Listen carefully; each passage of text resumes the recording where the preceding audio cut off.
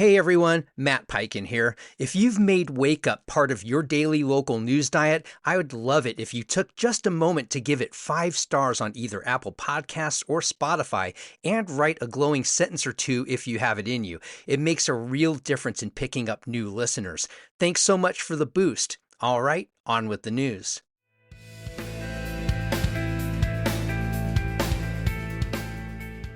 Wake up, Cincinnati. I'm Matt Peiken. Thanks so much for joining me for your local newscast for Tuesday, March 17th.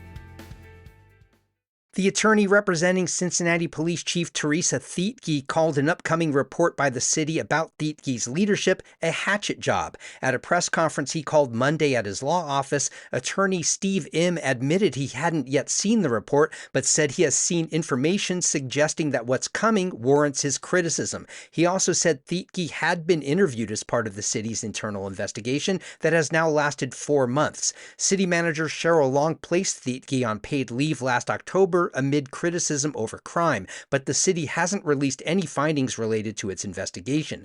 Assistant Chief Adam Henney has been serving as interim chief. Read more about this in the Inquirer. Hamilton will receive a $2.5 million state grant to help build 100 new workforce housing units, part of a broader push to address Ohio's housing shortage.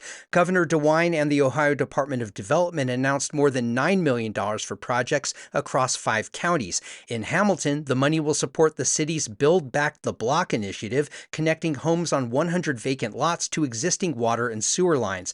The first 10 homes could be built this year and sold below construction cost to low and moderate income families. State Senator George Lang said, quote, "The people of Butler County deserve a chance at the American dream. This investment will make a key tenet of that dream, home ownership, more possible for 100 families." Read more about this at Local 12. A new neighborhood plan for Hyde Park is moving to City Council, and a grassroots group wants city leaders to make sure developers follow it. The Planning Commission approved the plan March 6th. It keeps current zoning in place, including a 50-foot height limit and no hotel use. Developers have proposed a $150 million project with a hotel, apartments, and retail space. Save Hyde Park Square says recent property purchases give the team flexibility to focus on housing without a hotel and at a lower height. You can read more in the Business Courier. Invasive celery pear trees are now illegal to plant in Ohio, and Metro Parks of Butler County wants residents to help remove the ones already here. The Park District has launched Pearmageddon, offering a free native tree or shrub to homeowners who cut down a colliery pear, Japanese barberry, or burning bush and apply by April 2nd. There's a limit of 1 plant per household. Metro Parks is also sinking some removed pear trees into Voice of America Lake to create fish habitat. Officials say they're exploring future grant funding to help offset tree removal costs. Read more about this at WVXU. And the Princeton High School and Mount Notre Dame High girls basketball teams finished their season Saturday as state runners-up.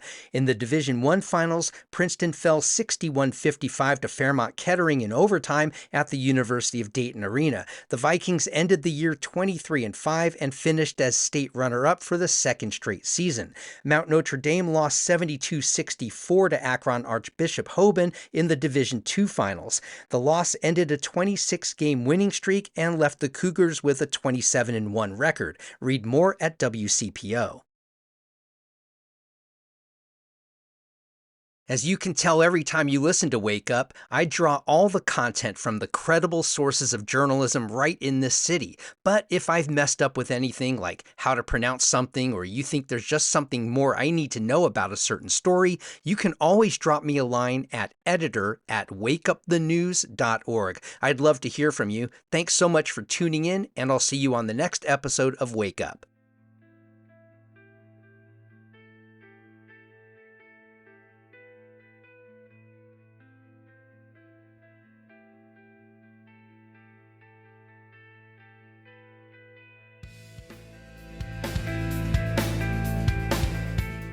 As you can tell every time you listen to Wake Up, I draw all the content from the credible sources of journalism right in this city. But if I've messed up with anything like how to pronounce something, or you think there's just something more I need to know about a certain story, you can always drop me a line at editor@wakeupthenews.org. I'd love to hear from you. Thanks so much for tuning in, and I'll see you on the next episode of Wake Up.